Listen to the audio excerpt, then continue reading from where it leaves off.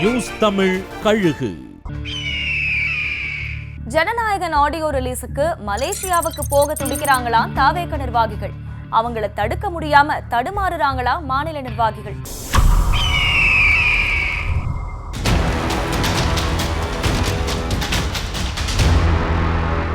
விஜயோட கடைசி படமான ஜனநாயகனோட ஆடியோ ரிலீஸ் வர்ற 27ஆம் தேதி மலேசியாவில் இருக்கிற புக்கெட் ஜலீலுங்கிற ஸ்டேடியத்துல நடக்க போகுது. 85,000 பேர் உட்காரக்கூடிய இந்த அரங்கத்துல சுமாரா 1,00,000 பேருக்கு மேல கூடுவாங்கன்னு எதிர்பார்க்கறாங்க. இதுல கலந்துக்க குறைந்தபட்ச கட்டணமா 2,000 ரூபாயிலிருந்து 10,000 ரூபாய் வரைக்கும் நிர்ணயிச்சிருக்காங்க.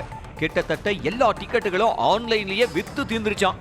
இந்த ஒரு விழாவில மட்டுமே பட நிறுவனத்துக்கு சுமாரா 300 கோடி ரூபாய் வருமானம்னு பேசிக்கிறாங்க.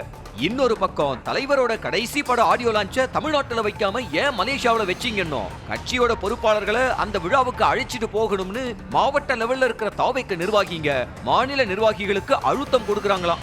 மலேசியாவுக்கு போற வர்ற செலவை நாங்க பாத்துக்கிறோம். நிகழ்ச்சிக்கு போற டிக்கெட்டுகளை ஏற்கனவே விஜயோட படங்களுக்கு கொடுக்கிற மாதிரி இலவசமா ரசிகர் மன்றங்களுக்கு கொடுங்கன்னு கேட்டிருக்காங்களாம். ஆனா கட்சிக்காரங்க அந்த நிகழ்ச்சியில இருக்க கூடாதுங்கிறது விஜயோட உத்தரவா.